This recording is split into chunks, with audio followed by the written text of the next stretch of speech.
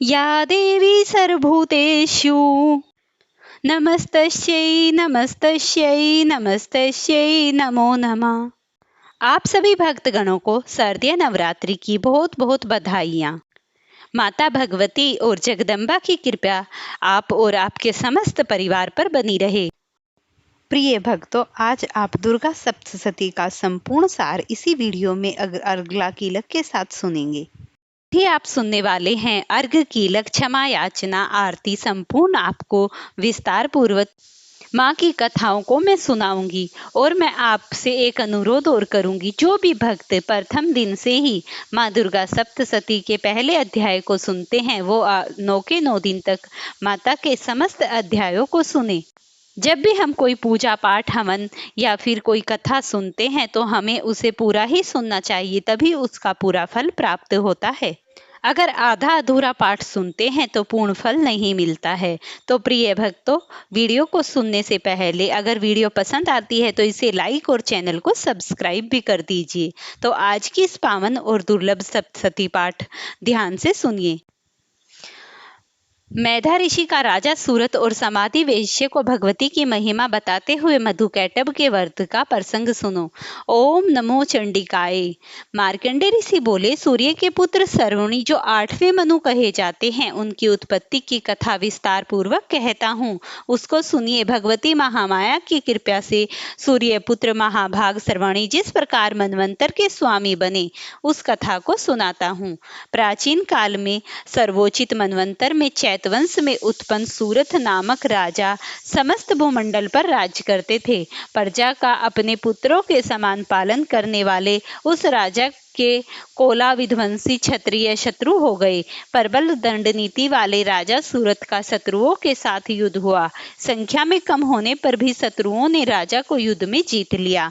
शत्रुओं ने पराजित राजा सूरत अपने नगर को लौट गए और राज्य कार्य करने लगे, किंतु शत्रुओं ने वहां भी उस महाभाग पर आक्रमण कर दिया। उसके दुष्ट दुराचारी मंत्रियों ने उनका धन हरण कर लिया और उसे बलहीन कर दिया। अपदरस्त राजा सूरत शिकार के बहाने घोड़ों पर चढ़ वन को चला गया। उस वन में राजा ने अहिंसक पशुओं से घिरा हुआ तथा शिष्यों से शोभामान मेधा ऋषि का आश्रम देखा। वहां जाने पर मुनि ने राजा का यथोचित आदर सत्कार किया। राजा कुछ काल आश्रम में ठहरा और फिर वहां से विचरता रहा और ममतावंश आश्रम में चिंता करने लगा। पूर्व काल में मेरे पूर्वजों ने जिस नगर का पालन किया था वह आज मुझसे छिन हो गया। दुराचारी मेरे नौकर और धर्म पूर्वक प्रजा का पालन करते हैं या नहीं। मेरा बलवान हाथी शत्रुओं के अधीन हो न जाने कैसे भोग भोगता है। जो अनुचर मेरी कृपया से धन एवं भोजन आदि पाकर सदा मेरी आज्ञा का पालन करते थे, अब वे निश्चय ही दूसरे राजाओं की सेवा करते होंगे। मेरे कष्ट से इकट्ठा किया हुआ धन अपवयी नौकरों द्वारा व्यर्थ के कामों में खर्च होने से समाप्त हो गया होगा। इस प्रकार की अनेक चिंताएं राजा को सताने लगी। उस आश्रम के निकट राजा ने एक वेश्या को देखा और उससे पूछा, तुम कौन हो और यहाँ आने का क्या कारण है? तुम शोक से दुखी एवं दुर्बल दिखाई पड़ते हो, इसका क्या कारण है? राजा के ऐसे नम्र वचन सुन वेश्या ने विनीत भाव से उन्हें प्रणाम कर कहा, मैं धनी कुल में उत्पन्न समाधि नाम का वेश्या हूँ। धन के लोभी मेरे दुष्ट पुत्र, स्त्री और बंधुओं ने मेरा धन छीनकर मुझे घर से निकाल। बंधुओं से रस्त और दुखी मैं यहाँ वन में आया हूँ। परिवार के आचरण व सुख दुख के विषय में मुझे अब कुछ भी समाचार नहीं मिला। मेरे पुत्र सदाचार में रत हैं या दुराचार में फंसे हैं, यह कुछ नहीं जानता। राजा बोला, जिन लोभी पुत्र, स्त्री आदि ने धन के कारण तुम्हें घर से निकाल दिया है, उनके प्रति आपके मन में इतना मोह क्यों? वेश्या बोला, आपने जैसा कहा वैसा ही मेरे मन में भी आता है, फिर भी मैं क्या करूं? मेरे हृदय में उन धन लोभियों के प्रति निठुरता नहीं आती। जिन पुत्रों ने अपने पिता और स्त्री ने अपने सर्वस्व को त्याग दिया, उसमें मेरा मन क्यों फंसा है? मैं जानता हुआ भी रहस्य को नहीं जान पाता। उन दुराचारियों में मेरा मन फंसा है, उनके लिए मुझे कष्ट और चित खिन्न रहता है। क्या करूं? उन हृदयहीनों के लिए मेरा मन कठोर रहता है। मार्कंडे ने कहा, है विप्र, राजा सूरत और समाधि वेश्या दोनों ने मेधा ऋषि के पास गए और यथोचित सत्कार कर उन्हें निकट गए वेश्या और राजा से वार्तालाप आरंभ किया। राजा बोला, भगवान, मैं आपसे एक बात पूछना चाहता हूँ, वह मुझे बताने की कृपा करें। मेरा मन वश में न होने से मैं दुखी हूँ और मेरा राज्य मुझसे छिन गया। छूटे हुए नौकर चाकर, हाथी घोड़े, खजाने आदि मुझसे छिन गए हैं। यह जानते हुए भी मैं अज्ञानियों की तरह उन्हीं की समाधि, वेश्या, पुत्र, स्त्री आदि के परिवार द्वारा निकाला हुआ हूँ, किंतु इसका मेरा मन उन्हीं में क्यों फंसा रहता है? इसका क्या कारण है? हम दोनों अत्यंत दुखी हैं। हे मुनि श्रेष्ठ, उनके दोषों को जानते हुए भी हम ममता मोह को क्यों नहीं छोड़ देते? हम क्यों उसमें फंसे हैं? विवेकहीन पुरुषों जैसे मूर्ता मुझ में तथा वेश्यों के में किस कारण से है? मेधा ऋषि बोले, जैसे विषय सामने आते हैं वैसे ही सब प्राणियों को ज्ञान होता है। हे महाभाग, विषय सबके लिए अलग अलग हैं। कोई प्राणी दिन में अंधे हैं तो कोई रात्रि में, कुछ की दृष्टि दिन में कुछ की रात्रि में समान रहती है। यह सच है कि मनुष्यों का ज्ञान है, किंतु केवल उन्हीं में नहीं, पशु पक्षियों में भी ज्ञान है। जो पशु पक्षियों का ज्ञान है वही मनुष्यों का ज्ञान है, जो मनुष्यों का ज्ञान है वही पशु पक्षियों में, अर्थात साधारण ज्ञान दोनों में बराबर है। यह ज्ञान होने पर भी बच्चों के पेट भरने की क्षुधा नहीं मिटेगी। इन पक्षियों को देखो जो अपने बच्चों की चोंच में मोहवश स्वयं क्षुधा से पीड़ित होते हुए भी अनाज के दाने डालते हैं। हे पुरुष श्रेष्ठ, मनुष्य भी उपकार की आशा से पुत्रों का मोह करते हैं। क्या तुम यह देखते हो? संसार पालन विष्णु की महामाया के प्रभाव से मनुष्य ज्ञानवान होने पर भी मोह में फंसे रहते हैं। इसमें कोई आश्चर्य की बात नहीं, क्योंकि जगतपति भगवान विष्णु की योग निद्रा महामाया में संपूर्ण जगत मोहित है। इस चराचर जगत को उत्पन्न करने वाली भगवती ज्ञानी पुरुषों के मन को भी मोह में फंसा देती है। वही सर्वश्रेष्ठ ज्ञान स्वरूप मुक्ति देने वाली भगवती है, जो प्रसन्न होकर वरदान देती है। वहीं भगवती संसार बंधन का कारण है और संपूर्ण इसकी स्वामिनी है। यह सुनकर राजा सूरत ने पूछा, भगवान, आप जिसे महामाया कहते हैं वह भगवती कौन है? वह कैसे उत्पन्न हुई और उसका क्या कर्म है? हे मुनि श्रेष्ठ, मैं उसका स्वरूप, उत्पत्ति और स्वभाव आपसे सुनना चाहता हूँ। ऋषि ने कहा, वह भगवती नित्य जगत मूर्ति है। यह संपूर्ण जगत उसी का बनाया हुआ है। जब भी भक्तों के हित के लिए अनेक प्रकार से उसकी उत्पत्ति जानी जाती है, वह मैं कहता हूँ, सुनो। जब देवताओं का कार्य सिद्ध करने के लिए वह उत्पन्न होती है, तब वह नित्या होने पर भी उत्पन्ना कहलाती है। कल्प के अंत में जब जगत जलमय हो गया और विष्णु भगवान से सैया पर सो गए, तब उनके कान से मैल और मधुकैटभ नामक दो भयंकर असुर उत्पन्न हो ब्रह्मा को मारने दौड़े। विष्णु भगवान की नाभि में फूले कमल पर बैठे हुए ब्रह्मा उन दोनों अग्र असुरों को देखकर और जनार्दन विष्णु को सोया हुआ जानकर उनको जगाने के लिए उनके नेत्रों में जो योग निद्रा व्याप्त थी, उसी के एकाग्र चित्त में उनकी स्तुति करने लगे। ब्रह्मा ने योग निद्रा में विद्वेश्वरी, जगतदात्री, संसार की स्थिति और नाश करने वाली विष्णु भगवान के तेज के अनुपम शक्ति निद्रा रूपी भगवती की इस प्रकार स्तुति की। ब्रह्मा जी बोले, हे भगवती, आप स्वाहा सर्वधा बटकार और स्वरूपिणी हैं और आप ही अमृत रूप हैं। नित्य अक्षरों में स्वाहा, दीर्घ और पलुप्त स्वरूप स्थित हो। आप नित्य अर्धमात्रा से स्थित हो, जिससे विशेषकर उच्चारण भी नहीं हो सकता। आप ही संध्या सावित्री हैं, आप सर्वेश्वरी माता हैं, आप ही सारे विश्व को धारण और उत्पन्न करती हैं, आप ही पालन और नाश के करने वाली हैं। रचना के समय सृष्टि रूपी तथा पालन के समय स्थिति रूपी और हे जगत में अंत में इस संसार का आप ही संहार करती हैं। आप महाविद्या, महामाया, महामेधा, महास्मृति, महामोहा, महादेवी, महेश्वरी और सारे संसार की सतरोजतम रूप त्रिगुणमयी प्रकृति आप ही हैं। भयावनी, कालरात्रि, महारात्रि और महामोहन रात्रि आप ही हैं। आप ही ईश्वरी और आप ही ज्ञान लक्षणा बुद्धि हैं। लज्जा, पुष्टि, तुष्टि, शांति और क्षमा आप ही हैं। खड्ग, शूल, घोर, गदा और व्रज धारण करने वाली हो। शंख, धनुष, बाण, भसुंडी और परागी धारण करने वाली हो। सौम्या और सौमंतरा हो, अर्थात सब वस्तुओं से बढ़कर सुंदरी हो। आप देवों में सर्वोपरि हो। हे अखिलेत में संसार की सत असत वस्तुओं की शक्ति आप ही हैं और आपकी स्तुति क्या करें। आपने संसार के निर्माता, पोषक और संहारक भगवान विष्णु को भी निद्रा के वश में कर दिया है, इसीलिए आपकी स्तुति करने में कौन समर्थ है।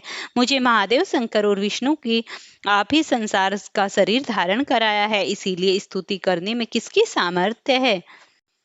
हे देवी, आपको ऐसे उदार प्रभाव के द्वारा ही आपकी स्तुति होती है। हे देवी, आप इन मधुकैटभ असुरों को मोह के वश करो और जगदीश्वर भगवान विष्णु को शीघ्र जगाओ और इन राक्षसों को मारने के लिए उन्हें प्रेरित करो।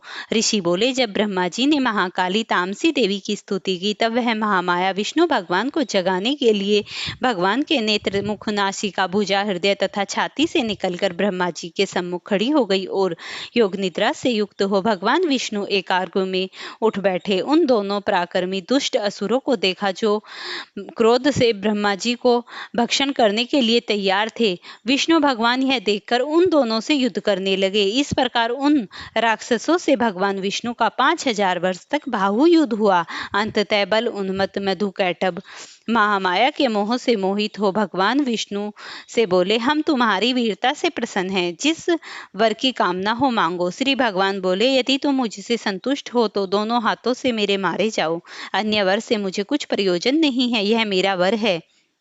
मेधा ऋषि बोले, हे राजन, जब वे दोनों वचनबद्ध हो गए और संसार को जल में देखकर उन दोनों ने कमल नेत्र भगवान विष्णु को कहा, जहाँ भूमि जल में न हो वहां हमारा व्रत करो। ऋषि बोले, शंख चक्र गदाधारी भगवान विष्णु ने कहा, ऐसा ही होगा। ऐसा कहकर अपनी जांघा के दोनों को सिर से चक्र से उनके सर काट डाले। इस प्रकार ब्रह्मा से स्तुति किए जाने पर वह देवी उत्पन्न हुई। इस देवी का और प्रभाव सुनो जो मैं तुमसे कहता हूँ, इसे ध्यानपूर्वक सुनना। से बोलिए, भगवती देवी की जय हो। अब आप सिद्ध कुंजी का स्तोत्र सुनिए, तभी दुर्गा सप्तशती पाठ का पूर्ण फल प्राप्त होता है। भगवान शंकर ने पार्वती से कहा, हे देवी, इस उत्तम कुंजी का स्तोत्र का वर्णन करता हूँ, जिस कुंजी का मंत्र के प्रभाव से ही चंडी पाठ का पूर्ण फल प्राप्त होता है।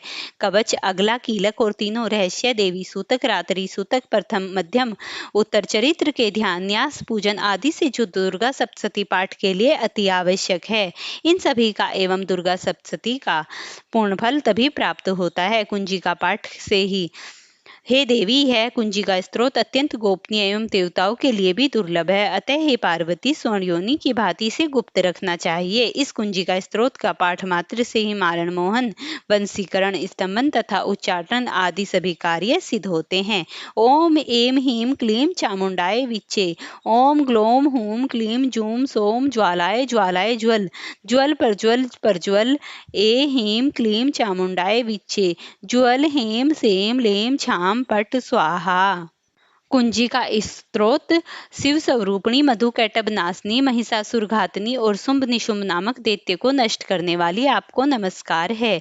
हे महादेव, आप मेरे जप को सिद्ध करें। आप में एम रूप से जगत की उत्पत्ति, हीम रूप से पालन, क्लीम रूप से संहार करने वाली, चामुंडे रूप से चंड नामक दैत्य का वध करने वाली, यो स्वरूप से भक्तों को अभिष्ट वर देने वाली, विच्चे रूप से अभय प्रदान करने वाली, नावाण रूप से मंत्र को जपने वाली जगदम्बा आपको नमस्कार है।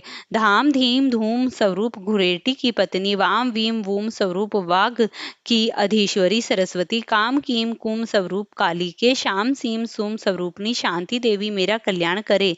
हूँ स्वरूप वाली हुंकार रूपणी देवी, जय जय जय रूपणी जगदम्बिनी देवी तथा भ्राम भ्रूम भू स्वरूप वाली भैरवी भद्रा तथा ब्रह्माणी आपको बारंबार नमस्कार है।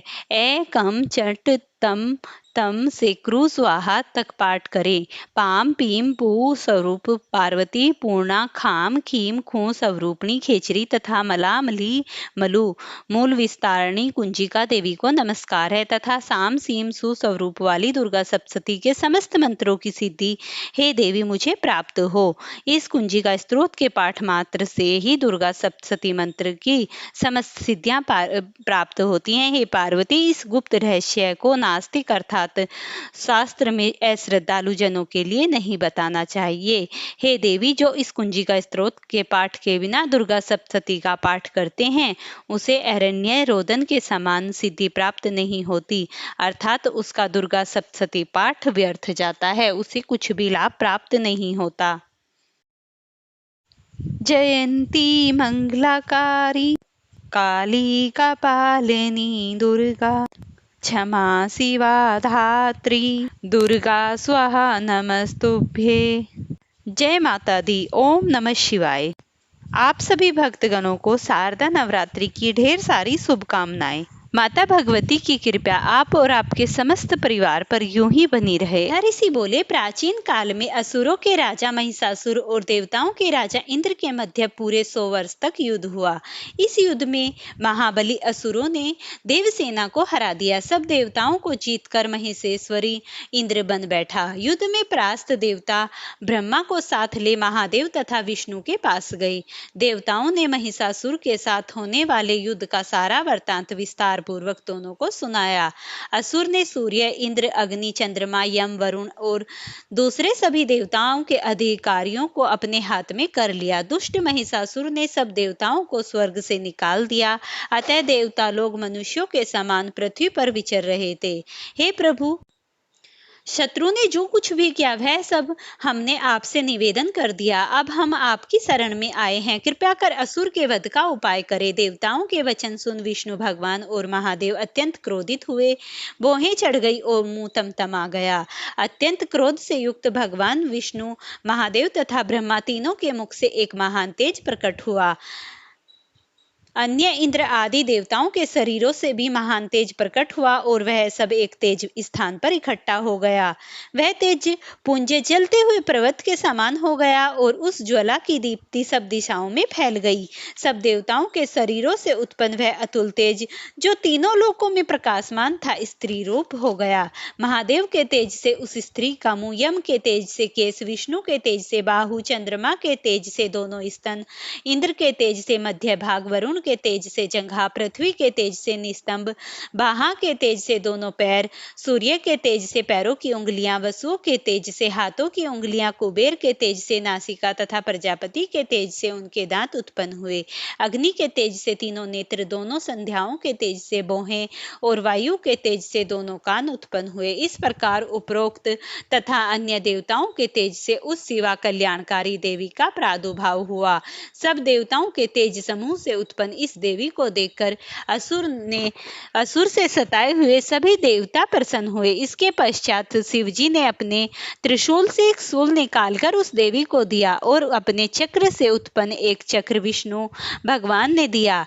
वरुण ने शंख और अग्नि ने शक्ति दी।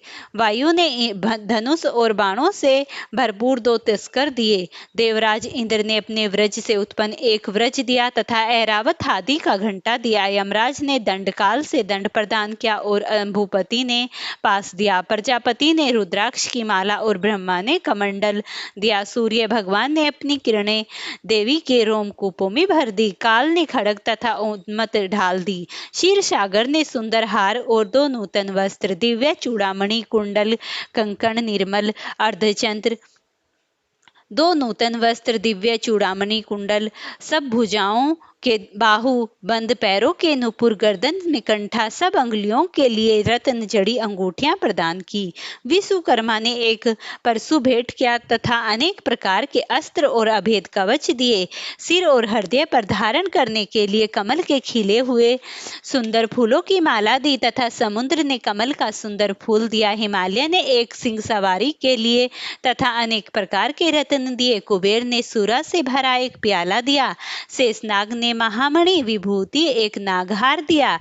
अन्य सभी देवताओं ने भूषणों और शस्त्रों से देवी का सत्कार किया। अलंकारों से युक्त उस देवी ने महाभयंकर प्रलयकाली गर्जना की, जिसके नाद से आकाश, पाताल तथा 10 दिशाएं कंप्यमान हो उठी तथा उनसे महान प्रतिध्वनि हुई, जिससे सारे लोग सुशोभित हो उठे और सुंदर वन कांपने लगे। पृथ्वी सारे पर्वत डगमगा गए। सुंदर देवता प्रसन्न हो कांपने लगे। सिंहवाहिनी देवी की सभी जय जयकार करने लगे। भक्ति से सब मुनिगण देवी की स्तुति करने लगे। तब देवताओं के शत्रु असुरों ने तीनों लोकों में हलचल देख अपनी सारी फौज को तैयार किया और अस्त्र शस्त्र ले सावधान हुए। महिषासुर ने बड़े असमंजस्य में होकर कहा, ओह, यह क्या है? और अब उस शब्द की ओर अपनी असंख्य सेना ले दौड़ पड़ा। वहां उसने अपनी प्रभा से तीनों लोकों को प्रकाशित करने वाली देवी को देखा। उस देवी के भार से पृथ्वी दबी जा रही थी। उसके मुकुट से आकाश में रेखाएं पड़ती जा रही थी। उसके धनुष की प्रत्यंच प्रचंडता की टंकार से पाताल आदि सभी लोग कांप रहे थे। वह देवी अपने शस्त्रों भुजाएं सब दिशाओं में फैलाए खड़ी थी। उसके साथ असुरों का युद्ध होने लगा। अनेक प्रकार के अस्त्र शस्त्र चलने लगे। उनकी चमक से सब दिशाएं प्रकाशित हो गई। महिषासुर ने सेनापति महासुर चिक्षुर अथवा चामर चतुरंगनी सेना ले युद्ध करने लगा। उदर्ग नामक असुर 60,000 रथी अपने साथ ले युद्ध करने लगा। महाहनु नामक असुर 1 करोड़ सेना ले देवी के साथ लड़ने लगा और महाअसुर अशिलोमा 5 करोड़ सेना लेकर युद्ध में प्रवृत्त हुआ। बाणकल नामक असुर 60 लाख रथी और परिवारित असंख्य हाथी घोड़ों की सेना लेकर युद्ध करने लगा। बिड़ाल नामक असुर 1 करोड़ 5 लाख रथ ले युद्ध करने लगा।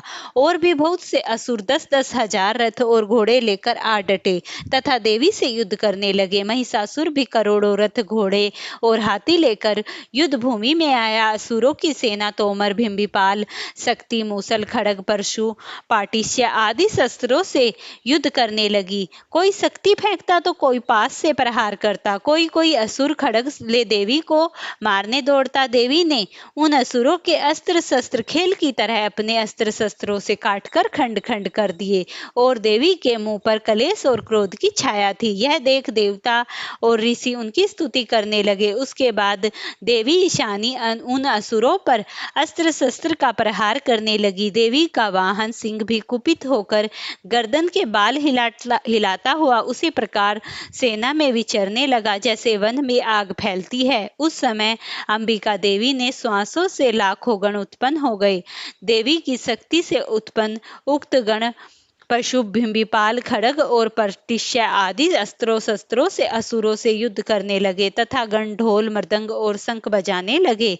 देवी ने त्रिशूल गदा और शक्ति वर्षा तथा खड़ग आदि का प्रहार कर सैकड़ों असुरों को मार डाला। बहुत से असुरों को घंटों के शब्द से मोहित करके पृथ्वी पर गिरा दिया। कितने ही असुरों को पास में बांधकर पृथ्वी पर घसीट लिया और बहुत सौ को तीक्ष्ण बाणों से बींध दिया। खड़ग से काट डालकर कितने ही दानवों को देवी ने गदा के प्रहार से पृथ्वी पर गिरकर मर गए। कोई कोई मूसल के प्रहार से घायल हो रक्त वमन करने लगा। बहुत से असुर छाती में सूल लगने से और बहुत से बाणों के प्रहार से रणभूमि में गिरकर मर गए। देवताओं को पीड़ित करने वाले बाज पक्षी की भांति आक्रमण करने वाले असुर गिरकर मरने लगे। बहुतों की भुजाएं कट गई और बहुतों की गर्दन छिन्न भिन्न हो गई। बहुतों के सर कट गए। कितने ही असुर धड़ से कटकर मर गए और बहुतों की जांघें कट गई। इस प्रकार देवी ने किसी की एक आंख किसी की एक भुजा काट दी और किसी को आधे धड़ से काटकर 2 खंड में कर दिया। बहुत से असुर सर कट जाने पर भी मरकर फिर उठ खड़े हुए और भयभीत हो तीक्ष्ण आयुध लेकर देवी से युद्ध करने लगे। कितने ही रुंड युद्ध में बाजे की लय के साथ नाचने लगे। सर कटे रुंड खड़ग शक्ति और रिष्टि हाथ में ले खड़ी रह कहते हुए देवी की ओर झपटे।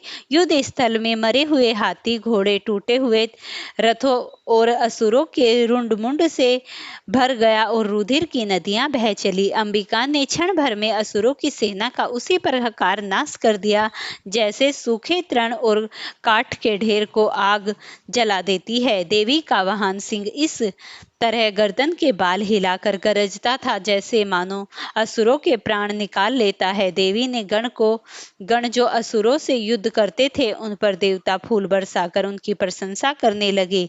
हर तरफ माता की जय जयकार होने लगी। सभी देवता गण बहुत ही प्रसन्नचित हुए और माता को प्रणाम करने लगे। प्रिय भक्तों, इस प्रकार माता की जय जयकार होते हुए अब आप 3रे अध्याय का श्रवण कीजिए। पूर्व काल की बात है जब मैधा ऋषि बोले कि इस प्रकार सेना को नष्ट होते हुए देख महिषासुर की सेना का सेनापति चक्षुर क्रोध में भरकर देवी से लड़ने चला। उसने देवी के ऊपर बाणों की इस तरह वर्षा की जैसे मेरु शिखर पर मेरु जल की वर्षा करता है। देवी ने खेल ही खेल में उसके बाणों को काटकर अपने बाणों से घोड़े और सारथियों को मार दिया। तुरंत ही उसके धनुष और ऊंची लहराती हुई ध्वजा को काट डाला और अब उसके शरीर को शीघ्रगामी बाणों से छेद डाला। टूटे हुए धनुष, मरे हुए घोड़े, सारथी वाला तथा रथ से हीन वह असुर खड़ग ढाल वह लेकर देवी की ओर दौड़ा। अपनी पैनी खड़क का पहला वार सिंह के उस सर पर करके दूसरा अत्यंत वेग से देवी की बाईं भुजा पर किया। हे राजन, भुजा से लगकर असुर की खड़क टूट गई। तब क्रोध में लाल कर असुर ने सूल उठाया और उस असुर ने सूल को भद्रकाली के ऊपर चला दिया। आकाश से आते हुए सूर्य के समान तेज से प्रकाशमान सूल को देखकर देवी ने अपना सूल छोड़ा, जिससे असुर के सूल के सैकड़ों टुकड़े कर असुर को मार दिया।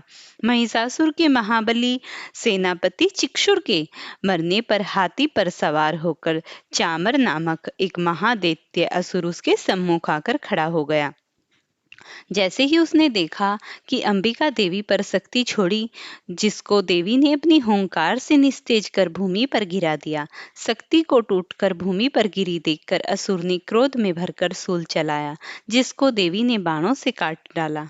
इसके पश्चात सिंह उछलकर हाथी के मस्तक पर बैठकर असुर से युद्ध करने लगा। युद्ध करते करते दोनों हाथी के ऊपर से गिर पड़े और अत्यंत क्रोध से भरकर एक दूसरे पर कठिन प्रहार करने लगे। तत्पश्चात सिंह ने कूदकर अपने पंजों के प्रहार से चामर का सर धड़ से अलग कर दिया।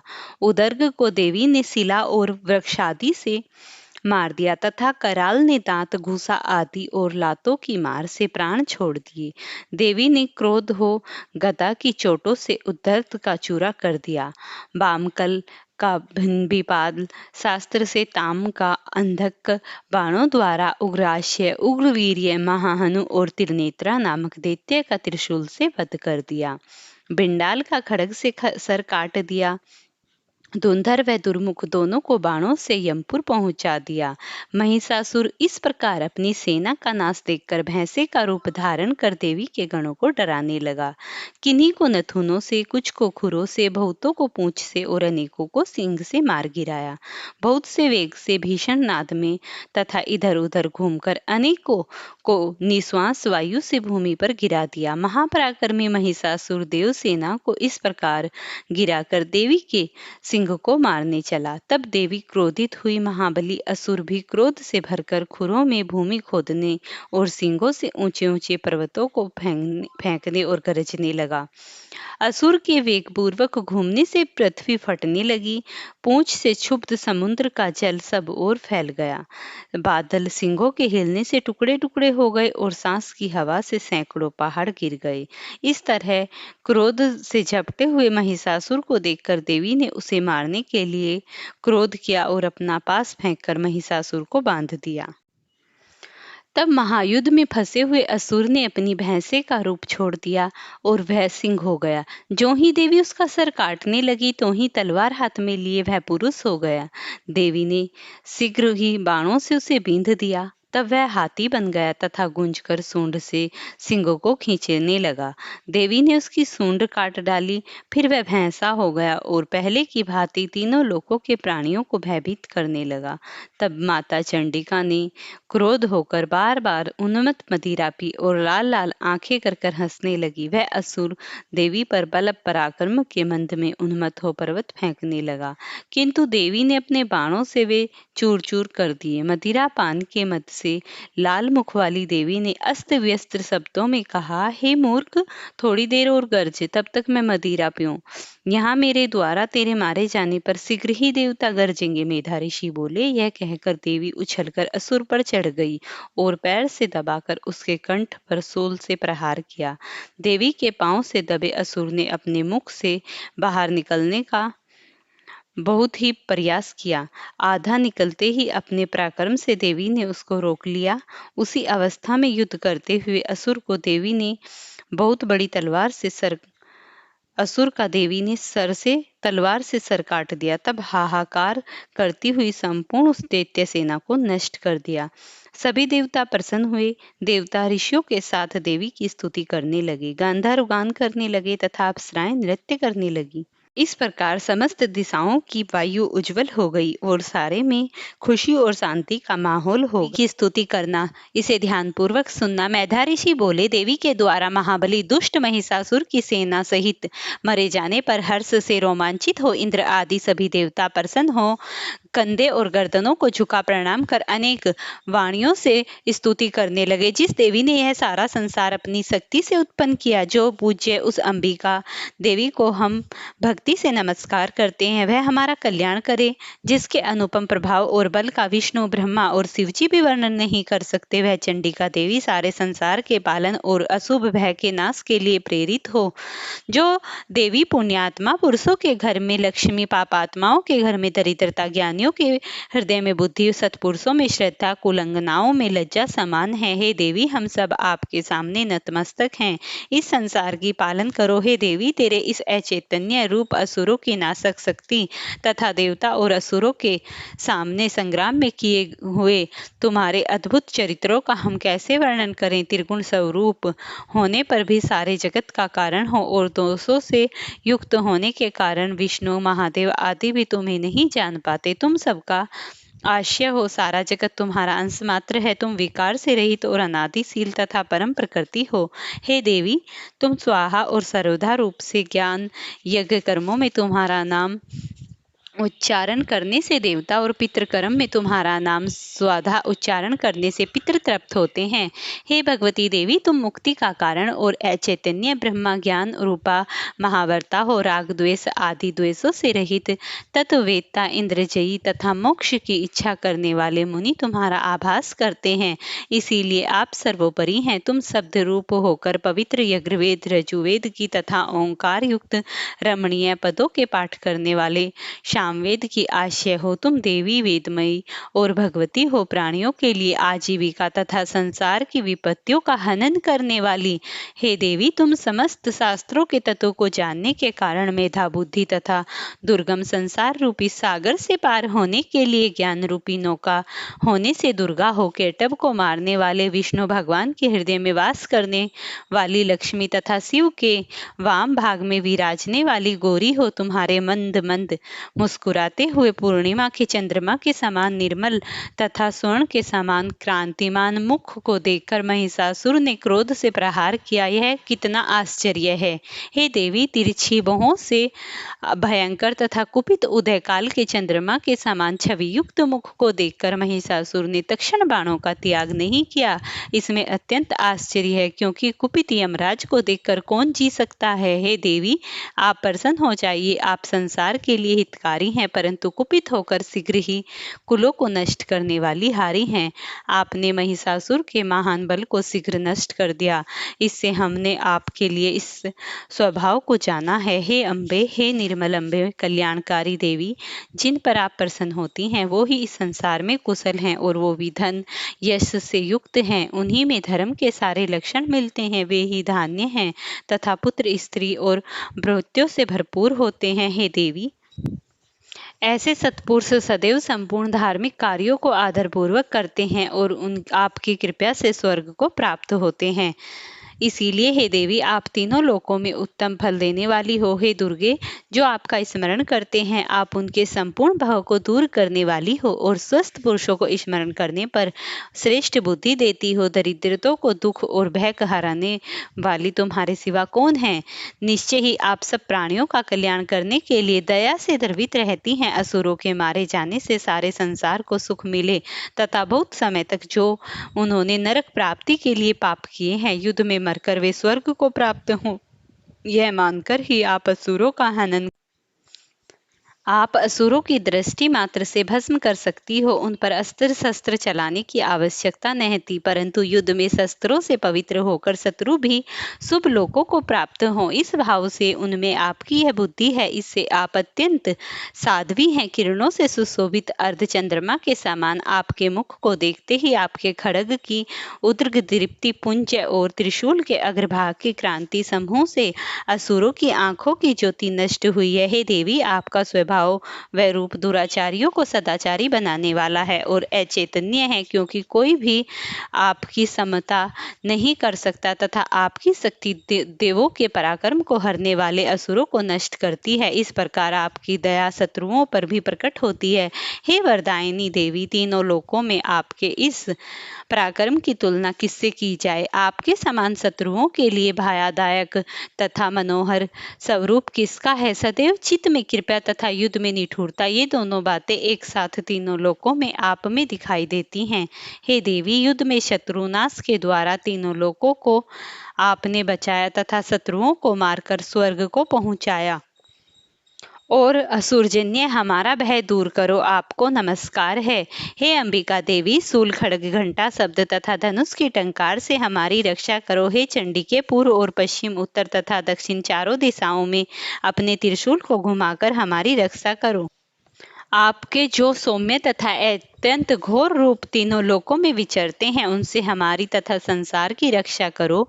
हे अंबिके, खड्ग, शूल और गदा आदि जितने भी अस्त्र आपके हाथ में हैं, उनके द्वारा सब ओर से हमारी रक्षा करो। मेधा ऋषि बोले, इस प्रकार देवों ने जगदात्री देवी का स्तवन तथा नंदनवन के पुष्पों से गंध लेपन द्वारा पूजन किया और देवताओं ने भक्ति पूर्वक तथा गंध धूप से अर्चन किया तो प्रसन्न मुख वाली देवी ने कहा, देवी बोली, हे देवताओं, अभीष्ट वर मांगो। देव बोले, आपने सब कुछ किया है, कुछ भी तो करना शेष नहीं रहा, क्योंकि आपने हमारे शत्रु महिषासुर को मारा है। महेश्वरी, यदि आप प्रसन्न हैं और हमें वर देना चाहती हैं तो कृपया कर हमें ऐसा वर दीजिए, जब भी हम आपका स्मरण करें आप हमारे कष्टों का निवारण करें। जो मनुष्य इस स्तवन से आपकी स्तुति करेगा उसमें ऐश्वर्य तथा स्त्री और संपदा की सदा वृद्धि होगी।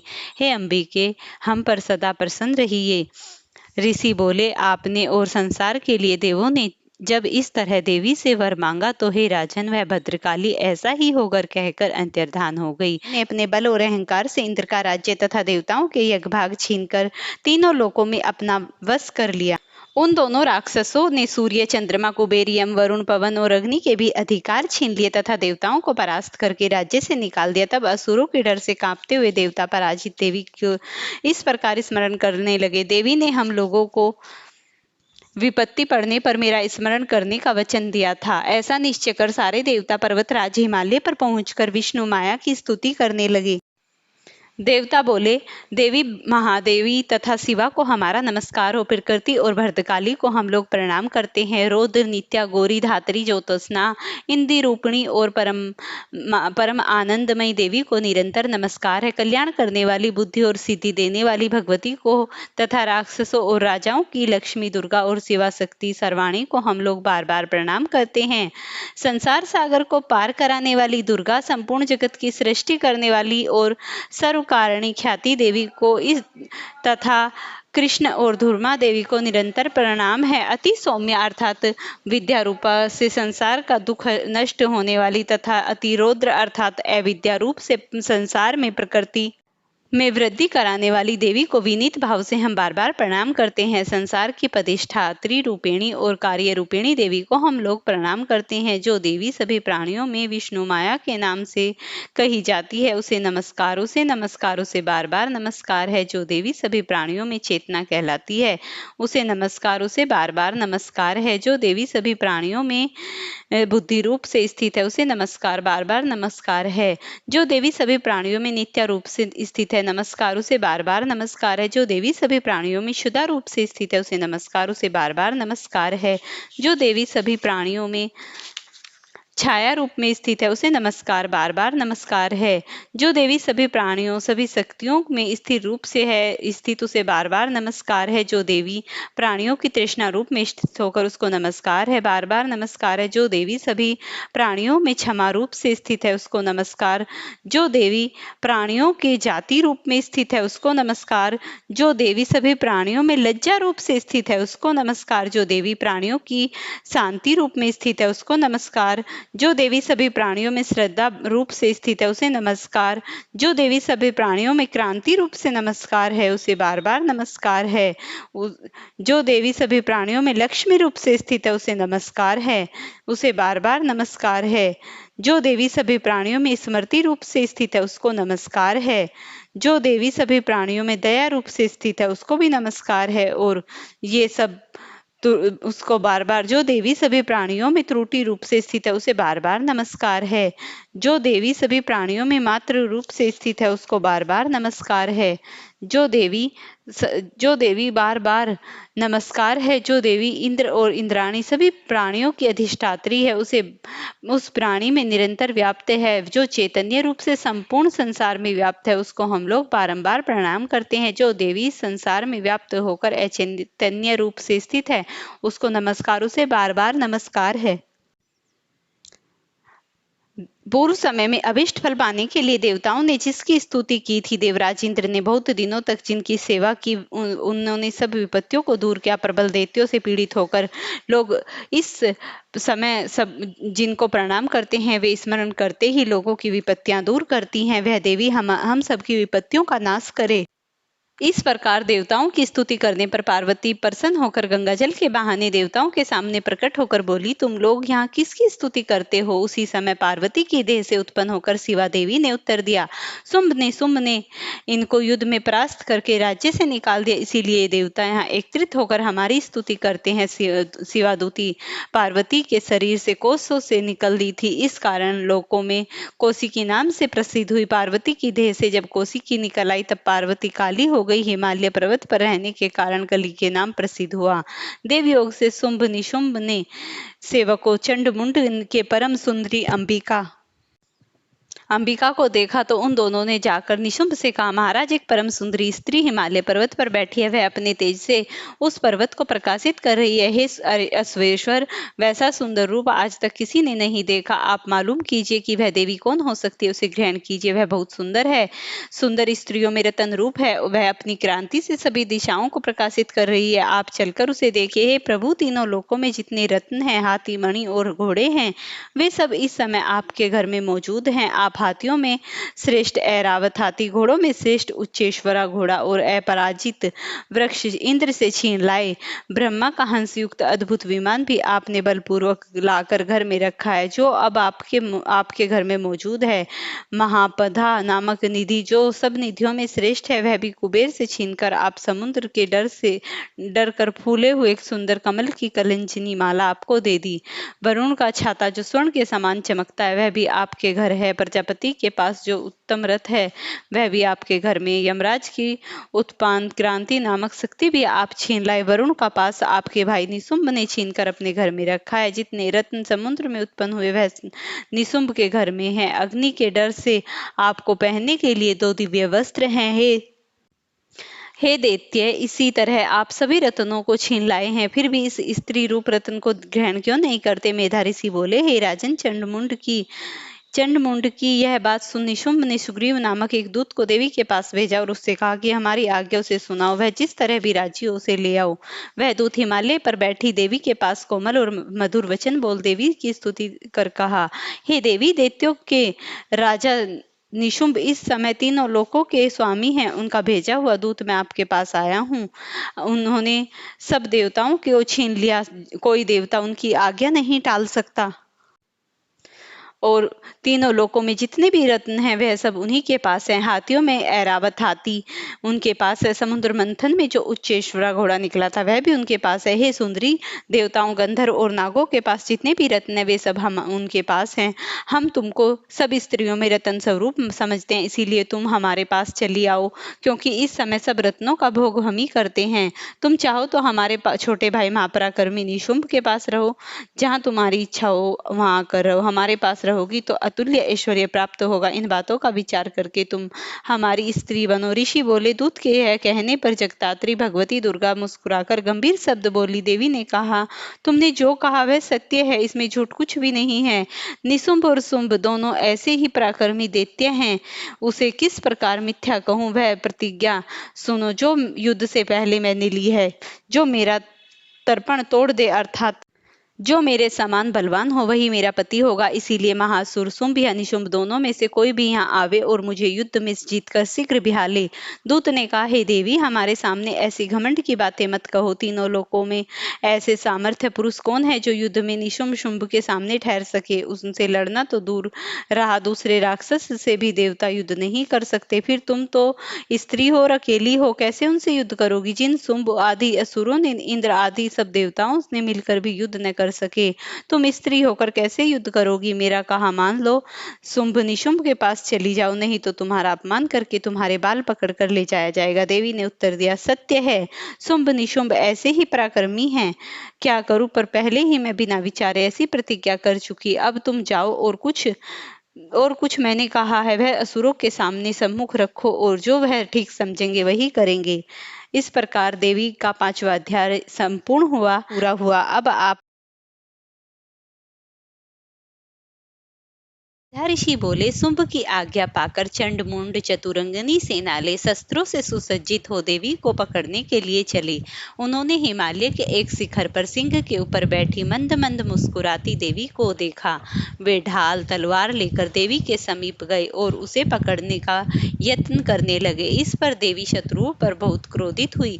उनका मुंह क्रोध से काला पड़ गया। उसी समय देवी की कुटिल भुजंगियां और मस्तक से भयंकर मुख वाली काली देवी हाथ में तलवार और पास लिए प्रकट हुई, जो अनेका खड़वांग धारण किए मुंडों की माला से विभूषित बाघ का चर्म ओढ़े मांस रहित शरीर वाली अत्यंत डरावनी थी, जो मुंह को फैलाए और जीभ को बाहर निकाले काढ़े हुए थी। उसकी आंखें लाल लाल अंदर को धसी हुई थी, सब दिशाओं में मुख किए उच्च नाद कर रही थी। वह देवी उसने असुरों पर प्रहार करती और वेग से झपटी और असुरों की सेना का भक्षण करने लगी। राक्षस असुंकधारी महावत योद्धा घंटों के सहित हाथियों को एक ही हाथ में पकड़ मुंह में डालने लगी। इसी प्रकार योद्धाओं घोड़ों के सहित रथों एवं सारथियों को एक साथ मुंह में डालती दांतों को चबाने लगी।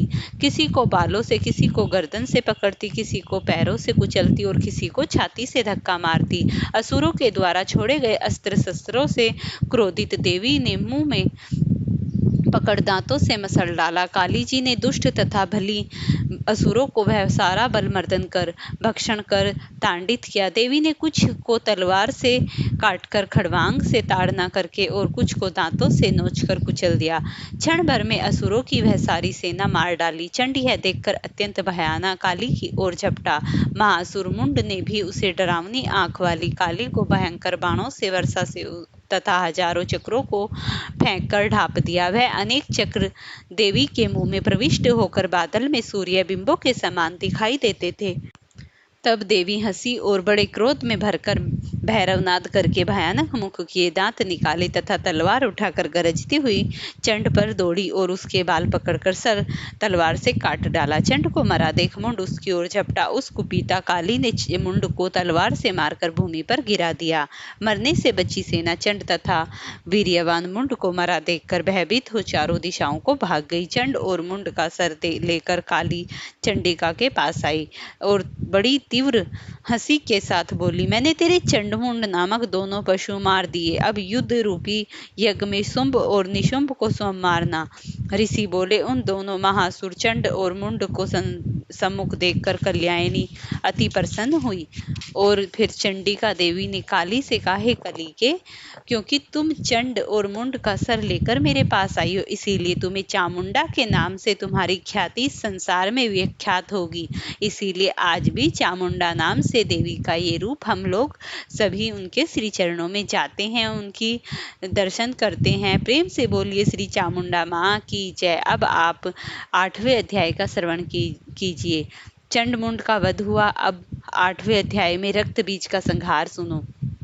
मेधा ऋषि बोले, चंड मुंड असुरों तथा भारी सेना के मारे जाने पर महाप्रतापी दैत्यराज शुंभ ने क्रोधित हो सारी सेना को युद्ध के लिए आदेश दिया। उदायुध नाम के 86 दैत्य तथा कंभु नाम के 84 दैत्य भी अपनी सेना लेकर लड़ने जाएं। कोटिवीर्य कुल के 50 और ध्रुववंश के 100 सेनापति तैयार होकर लड़ने जाएं। कालिक, दुर्हर्द और मौर्यवंश के असुर तथा कलिका के पुत्र भी मेरी आज्ञा से शीघ्र तैयार होकर निकले। यह आज्ञा देकर कठोर शासन करने वाला असुर राज शुंभ हजारों बड़ी बड़ी सेनाएं लेकर युद्ध के लिए गया। चंडिका देवी ने उसकी भयानक सेना को आता देख अपना धनुष चढ़ाया। उस धनुष की टंकार ने आकाश और पृथ्वी को गूंजा दिया। उसी समय देवी का वाहन सिंह भी गरजा और देवी ने घंटा बजाकर सिंह के नाद को और भी बढ़ा दिया। इसी भांति धनुष की टंकार से सिंह की दहाड़ और घंटों की ध्वनि से सब दिशाएं गूंज उठी। उसी समय काली भी मुंह फैलाकर भयानक नाद से गरजी। उसके गरजने का शब्द उससे भी बढ़कर हुआ। उस भयानक नाद को सुन दैत्यों की सेना ने बड़े क्रोध से चंडिका, काली और सिंह को घेर लिया। हे राजन, इसी बीच में असुरों का विनाश और देवताओं का कल्याण करने के लिए अत्यंत बल एवं पराक्रम से संपन्न होकर ब्रह्मा, शिव, स्वामी कार्तिकेय, विष्णु और पराक्रम में इंद्र की शक्तियां उनकी देह से निकलकर और उन्हीं स्थानों का देवताओं का रूप धारण करके चंडिका के पास गई। जिस देवता का जैसा रूप, आभूषण और वाहन है, उसके सामने ही शक्ति असुरों से युद्ध करने आई। ब्रह्मा की शक्ति ब्रह्माणी हाथ में कमंडलू और अक्षमाला लिए हुए हंसयुक्त विमान पर बैठकर आई। महेश्वरी की शक्ति माहेश्वरी त्रिशूल धारण करके बैल पर बैठकर आई। उनके हाथ में सांप लिपटा हुआ और ललाट में चंद्र रेखा शोभित थी। कार्तिकेय की शक्ति कौमारी हाथ में सुशोभित मोर पर चढ़कर दैत्यों से युद्ध करने के लिए आई। उसी प्रकार विष्णु की शक्ति वैष्णवी शंख, चक्र, गदा, सार्क, धनुष और खड्ग लेकर गरुड़ पर सवार होकर आई। यज्ञवाराह रूपी भगवान विष्णु की शक्ति वाराही वैसा ही रूप धारण करके आई। नरसिंह के समान रूप धारण करके आई। उसकी गर्दन के बाल हिलने से नक्षत्र हलने लगे। इंद्र की शक्ति इंद्राणी हाथ में वज्र ले सहस्त्रों नेत्रों से सुशोभित ऐरावत पर सवार होकर आई। उन देशवासियों के बीच में खड़े होकर शिवजी ने चंडिका से कहा, हे असुरों को शीघ्र मारकर मुझे प्रसन्न करो। उस समय चंडिका देवी के शरीर से अत्यंत भयंकर सैकड़ों गिद्धियां की भांति हूं हूं का नाद करती हुई उग्र चंडिका शक्ति प्रकट हुई। उस अपराजिता देवी ने ध्रुमवर्ण जटाओं से सुशोभित शिवजी से कहा, भगवान आप दूत रूप से शुंभ निशुंभ के पास जाइए। अति गर्वित शुंभ निशुंभ युद्ध के लिए उपस्थित अन्य दानवों से कहिए, हे दानवों, तुम लोग यदि जीवित रहना चाहते हो तो पाताल को चले जाओ। तीनों लोकों का राज्य इंद्र को दे दो। देवता अपना अपना एक भाग ले लें। यदि तुम अपने बल के दर्प से युद्ध करना चाहते हो तो आओ, तुम्हारा मांस से हमारी योनियां तृप्त हों। देवी ने स्वयं शिवजी को दूत कार्य में निवृत्त किया, इसीलिए वह शिवदूती नाम से प्रसिद्ध हुई। शिव के मुंह से देवी की यह बात सुनकर दैत्य कुपित हो देवी के पास गए। क्रोध से व्याकुल वे असुर बाण, शक्ति और सृष्टि आदि अस्त्र शस्त्रों से देवी पर बरसाने लगे। देवी ने उनके चलाए हुए बाण, शूल, शक्ति और परशु आदि शस्त्रों को अपने बाणों से अनायास काटकर गिरा दिया। देवी के सामने ही काली शत्रुओं को शूल और खड़वाग से मारती हुई युद्ध में विचरने लगी। बाणों की जिधर भी जाती उधर कमंडलू से जल छिड़ककर शत्रुओं को निर्बल और निस्तेज कर देती। महेश्वरी ने त्रिशूल से, वैष्णवी ने चक्र से और कौमारी ने क्रुद्ध होकर शक्ति से दानवों का संहार किया। इंद्राणी ने वज्र के प्रहार से सैकड़ों दानवों को मार डाला। वे रुधिर बरसाते हुए पृथ्वी पर गिर पड़े।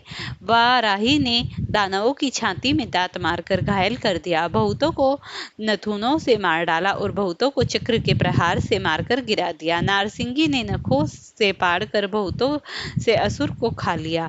फिर वह गरजकर युद्ध भूमि में झूमने लगी। उनका संहार नाद आकाश और सब दिशाओं में फैल गया। शिवदूती ने भयंकर अट्टहास से भयभीत हो असुर पृथ्वी पर गिरने लगे तथा वह उसका भक्षण करने लगी। इस तरह देवियों ने कुपित हो अनेक उपाय से बड़े बड़े असुरों को नष्ट कर दिया। यह देख दैत्यों की सेना भागने लगी। देवियों की मार से पीड़ित सेना को भागता हुआ देख रक्तबीज नाम का असुर क्रोध हो युद्ध के लिए आया। उसकी देह से जब एक बूंद रुधिर पृथ्वी पर गिरा तब उसी के समान दूसरा असुर पैदा हो जाता। रक्तबीज हाथ में गदा ले इंद्राणी से युद्ध करने लगा। इंद्राणी ने रक्तबीज पर वज्र का प्रहार किया। वज्र लगने से उसकी देह से बहुत सा रुधिर गिरा और उसी के समान पराक्रमी असुर पैदा हो गए। उसके शरीर से रुधिर की जितनी बूंदें गिरती उतने ही पुरुष, उतने ही बलवान और उतने ही पराक्रमी पैदा हो जाते। रुधिर से उत्पन्न असुर तीक्ष्ण अस्त्र शस्त्र बरसाकर देवी से युद्ध करने लगे। उसके बाद जब इंद्राणी ने वज्र मारकर रक्तबीज का सर फोड़ दिया तब उससे रुधिर बहने लगा और उस रुधिर से हजारों असुर पैदा हो गए। वैष्णवी ने चक्र से और इंद्राणी ने गदा से रक्तबीज को मारा। वैष्णवी का चक्र लगने से रक्तबीज की देह से जो रुधिर निकला उससे उसी के समान हजारों असुर पैदा होकर संसार में भर गए। कौमारी ने शक्ति से, वाराही ने तलवार से और महेश्वरी ने त्रिशूल से महाअसुर रक्तबीज को मारा। रक्तबीज ने कुपित होकर सब देवियों पर गदा से प्रहार किया। शक्ति और शूल आदि के लगने से उस असुर की देह से रुधिर की जो बूंदें पृथ्वी पर गिरी उनसे सैकड़ों असुर पैदा हो गए। रक्तबीज के रुधिर से उत्पन्न असुरों से संपूर्ण जगत व्याप्त हो गया। यह देख देवताओं को बड़ा भय हुआ। देवताओं को भयभीत देख यह चंडिका ने काली से कहा, हे चामुंडे, अपना मुंह फैलाओ और मेरे शस्त्र लगने से इनकी देह से जो रुधिर की बूंदें गिरे उन्हें पी जाओ, और यदि उनसे असुर पैदा हो जाएं तो उनको खा जाओ। इस प्रकार तुम असुरों का भक्षण करती हुई युद्ध भूमि में विचरो। जब इस दैत्य का रुधिर क्षीण हो जाएगा तब यह मारा जाएगा। तुम भक्षण करती रहोगी तो असुर उत्पन्न नहीं हो सकेंगे। चंडिका ने काली से यह कहकर रक्तबीज को शूल से मारा। शूल लगने से उसके शरीर से जो रुधिर गिरा उसे काली ने अपने मुंह में ले लिया, और फिर दैत्य ने चामुंडा को गदा से मारा। गदा के लगने से देवी के शरीर में कुछ भी पीड़ा नहीं हुई, किंतु देवी को शूल लगने से उसकी देह में बहुत सा रुधिर बह निकला। काली ने मुंह फैलाकर उस रुधिर को पी लिया। उस रुधिर से जो असुर पैदा हुए उनको भी खा लिया। देवी ने शूल, वज्र, बाण, तलवार और सृष्टि मारकर रक्तबीज को, जिसका रुधिर काली ने पी लिया था, मार डाला। मरा हुआ वह दैत्य पृथ्वी पर गिर पड़ा। हे राजन, जब महाअसुर रक्तबीज बिना रुधिर हो गया तब देवता बड़े प्रसन्न हुए और रुधिर पीकर देवियां उन्मत्त होकर नाचने लगी। प्रिय भक्तों, अब 9वें अध्याय का श्रवण कीजिए। राजा सूरथ ने कहा, भगवान आपने देवी का चरित्र, महात्म्य और रक्तबीज के वध की विचित्र कथा का वर्णन किया। अब रक्तबीज के मरने पर महाक्रोधी शुंभ ने क्या किया वह मैं सुनना चाहता हूँ। मेधा ऋषि कहते हैं, राजन, जब रक्तबीज मारा गया और अन्य असुर भी युद्ध में मारे गए तब शुंभ और निशुंभ को बड़ा क्रोध आया। अपनी सेना को मरी हुई देखकर निशुंभ कुपित होकर असुरों की मुख्य सेना लेकर दौड़ा। उसके आगे पीछे दाएं बाएं बड़े बड़े दैत्य थे जो क्रोध से होठ काट रहे थे, देवी को मारने आ गए। महापराक्रमी निशुंभ कुंभ भी कुपित होकर अपनी सेना लेकर देवियों से युद्ध करने चंडिका को मारने आया। शुंभ निशुंभ का देवी के साथ युद्ध होने लगा। जैसे बादल पानी बरसाते हैं वैसे ही शुंभ और निशुंभ बाण बरसाने लगे। चंडिका ने अपने बाणों से शुंभ और निशुंभ के चलाए बाणों को काट डाला और उनके अंगों से बहुत से बाण मारे। निशुंभ ने पैनी तलवार और एक चमकती हुई ढाल लेकर देवी के वाहन सिंह के ऊपर एक प्रहार किया। सिंह के सर पर तलवार लगते ही देवी ने क्षुब्ध नामक शस्त्र से निशुंभ की तलवार अष्टचंदक ढाल को काट डाला। ढाल तलवार कट जाने पर निशुंभ ने एक शक्ति देवी के ऊपर चलाई। वह शक्ति चक्र से कटकर 2 टुकड़े होकर गिर गई। कुपित निशुंभ ने एक शूल चलाया और फिर देवी ने मुक्के के प्रहार से उस शूल को चूर चूर कर दिया। तब उसने देवी के ऊपर गदा चलाई। देवी ने उसे शूल से काटकर भस्म कर दिया। उसके बाण हाथ में परशु लेकर आते हुए निशुंभ को देवी ने बाणों से प्रहार कर पृथ्वी पर गिरा दिया। महापराक्रमी निशुंभ के गिरने पर उसका भाई शुंभ निशुंभ कुपित हो देवी को मारने दौड़ा। वह रथ पर सवार हो हाथों में बड़े बड़े अस्त्र शस्त्र लेकर लंबी भुजाएं आकाश में फैलाकर युद्ध भूमि में आया। उसे आता हुआ देखकर देवी ने शंख चक्र बजाया और धनुष की प्रत्यंचना की टंकार से दैत्यों की सेना का तेज नष्ट करने वाले घंटों के शब्द से सभी दिशाएं जो गूंज रही थी वो सब प्रकाशमान हो गई और सभी दिशाएं चूर चूर होकर महानाद से पृथ्वी आकाश सब दिशाओं गूंज उठी। काली ने आकाश में उछलकर दोनों हाथ देवी पृथ्वी पर दे मारे। उसके शब्द से पहले के शब्द विलीन हो गए। उसके बाद शिवदूती भयानक शब्द से गरजी। वह शब्द सुन असुरों की सेना भयभीत हो गई। तब असुर को बड़ा क्रोध आया। अंबिका ने शुंभ से कहा, अरे दुष्ट, खड़ा रह। यह सुनकर आकाश में स्थित देवता जय जयकार करने लगे। शुंभ ने आकर जो चमकती हुई भयानक शक्ति चलाई उसे अग्नि के समान आती देख देवी ने उल्का नामक अपनी शक्ति से काट दिया। शुंभ सिंह के समान गरजा। उसके गरजने से शब्द तीनों लोकों में समा गया। हे राजन, उसी समय सेना में मारो मारो का शब्द हुआ। उस शब्द में शुंभ के गरजने का शब्द विलीन हो गया। शुंभ के चलाए सैकड़ों बाणों को देवी ने और देवी के बाणों को शुंभ ने अपने बाणों से काट डाला। देवी ने कुपित होकर शुंभ को शूल से मारा, जिससे वह घायल और मूर्छित होकर पृथ्वी पर गिर पड़ा। फिर उसी समय निशुंभ को चेत आया और वह धनुष लेकर बाणों से काली तथा सिंह को मारने लगा। उसके बाद शुंभ ने 10,000 भुजा बनाकर हाथों में चक्र ले देवी की ओर घोर लिया। संकटनाशिनी भगवती दुर्गा ने क्रोध हो अपने बाणों को उन चक्रों और बाणों को काट डाला। तब निशुंभ गदा ले दैत्यों की सेना के साथ वेग में देवी को मारने दौड़ा। देवी ने अपने तेज तलवार से उसकी गदा को काट डाली। तब उसने त्रिशूल उठाया। त्रिशूल लेकर आते हुए निशुंभ को देख देवी ने बड़े वेग से उसकी छाती में एक शूल मारा। शूल के लगने से उसकी छाती फट गई। उसमें एक दूसरा पराक्रमी पुरुष देवी से खड़ी रह कहता हुआ निकला। देवी ने हंसकर तलवार से उसका सर काट डाला और वह पृथ्वी पर गिर पड़ा। देवी का वाहन अपनी पैनी दाढ़ों से असुरों की ओर होठ चबाने लगा। काली और शिवदूती भी असुरों को खाने लगी। कितने ही असुर कौमारी की शक्ति से मारे गए, कितने ही ब्रह्माणी के अभिमंत्रित जल से नष्ट हो गए, कितने ही महेश्वरी के त्रिशूल से कटकर भूमि पर गिर गए और कितने ही बाहराई के तुंड प्रहार से चूर हो गए। वैष्णवी ने चक्र से असुरों को खंड खंड कर डाला और इंद्राणी ने बहुत से असुरों को वज्र से मार डाला। कितने ही असुर अस्त्र शस्त्र से मारे गए, कितने ही घोर संग्राम में डरकर मर गए तथा बहुतों को काली शिवदूती तथा सिंह ने खा लिया। इस प्रकार निशुंभ का वध हुआ और 9वां अध्याय संपूर्ण हुआ।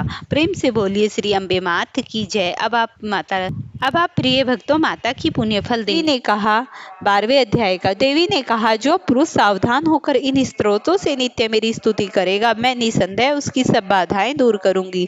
जो लोग मधुकैटभ के विनाश, महिषासुर के वध और शुंभ निशुंभ के वध की कथा कहेगा, अष्टमी, चतुर्थी या नवमी के दिन एकाग्रचित होकर भक्ति पूर्वक मेरे इस उत्तम महात्म्य को सुनेगा, उनसे किसी प्रकार का दुष्कर्म न होगा और दुष्कर्मों से उत्पन्न आपत्ति न आएगी, दरिद्रता न होगी और प्रियजनों का वियोग न होगा।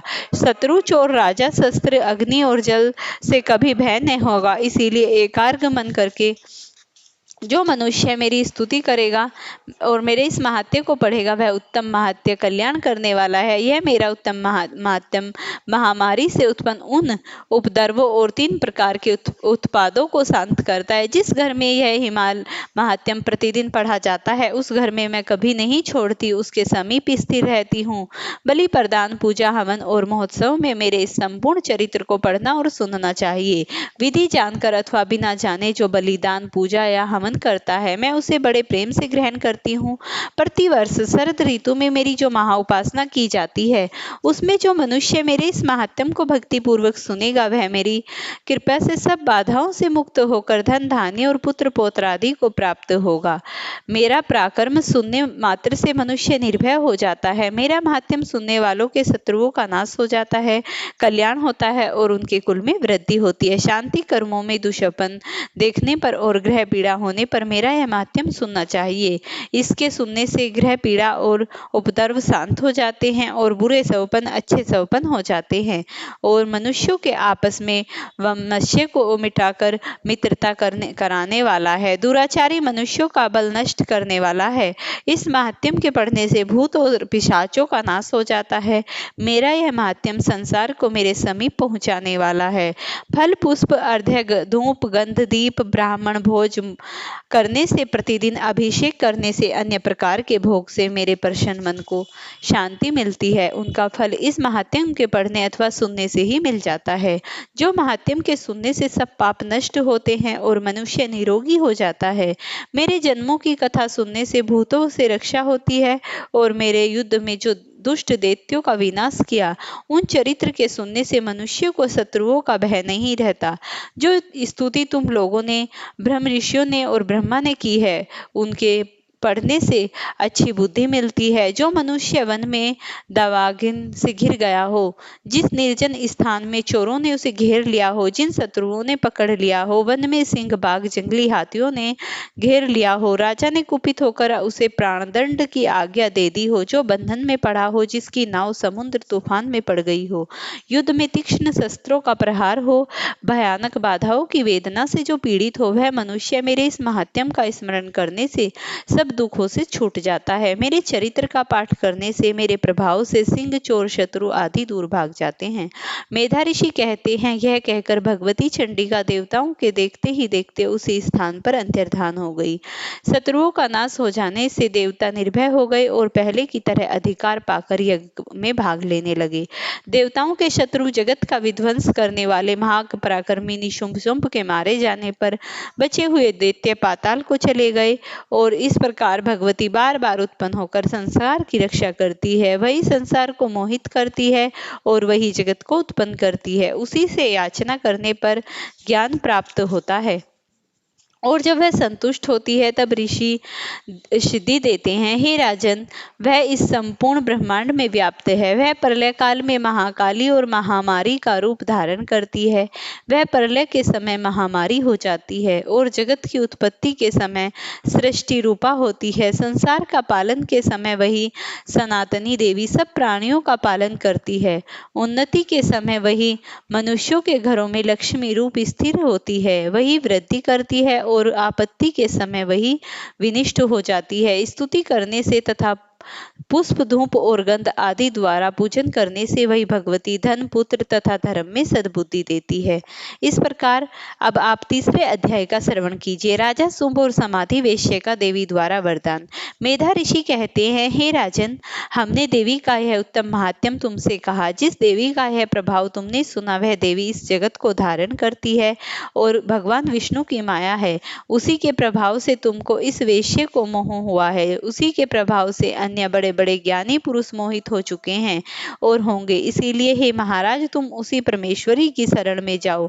जो मनुष्य उनकी आराधना करते हैं उनको वह स्वर्ग भोग और मोक्ष देती है। मार्कंडेय कहते हैं, मेधा ऋषि का यह वचन सुनकर राज्य छिन जाने से और ममता से दुखित मनुष्य सूरत उनको प्रणाम कर शीघ्र तपस्या करने चले गए। हे महामुने, वह वेश्य भी भगवती के दर्शनार्थ तपस्या करके नदी के किनारे चला गया। वेश्य ने देवी सूक्त का जप करके कठोर तपस्या की। राजा और वेश्य दोनों नदी के किनारे देवी की मिट्टी की मूर्ति बनाकर पुष्प, धूप, होम और तर्पण करके नित्य पूजा करने लगे। वे पहले थोड़ा सा भोजन करते रहे, फिर निराहार रहकर एकाग्रचित होकर अपने के रुधिर से बलि देने लगे। इस प्रकार सावधानी से 3 वर्ष तपस्या करने पर जगदात्री चंडिका प्रसन्न हुई और दोनों के सामने आकर बोली। देवी ने कहा, हे राजन तथा अपने कुल को आनंदित करने वाले वेश्य, तुम दोनों जिस अभिष्ट वर की प्राप्ति के लिए मेरी प्रार्थना करते हो वह मुझसे कहो। मैं तुमसे संतुष्ट हूँ। तुम जो कुछ मांगोगे वह मैं अवश्य दूंगी। मार्कंडेय बोले, राजा ने दूसरे जन्म में चिरस्थायी राज्य और इस जन्म में अपने बल से शत्रुओं को मारकर अपना राज्य स्थापित करने का वर मांगा तथा समाधि वेश्य ने संसार में विरक्त हो यह कह मेरा है, मैं इसका स्वामी हूँ, इस मोह का नाश करने वाला तत्व ज्ञान मांगा। देवी ने कहा, हे राजन, थोड़े ही दिनों में तुम अपना राज्य पाओगे। अपने शत्रुओं को मारकर अटल राज्य करोगे और जब यह शरीर त्यागोगे तब सूर्य से जन्म पाकर पृथ्वी पर सार्वणिक नामक मनु होगे। फिर फ्रेंड्स, अगर आपको ये वीडियो पसंद आई हो तो इसे लाइक शेयर करना, चैनल पर नए हैं तो सब्सक्राइब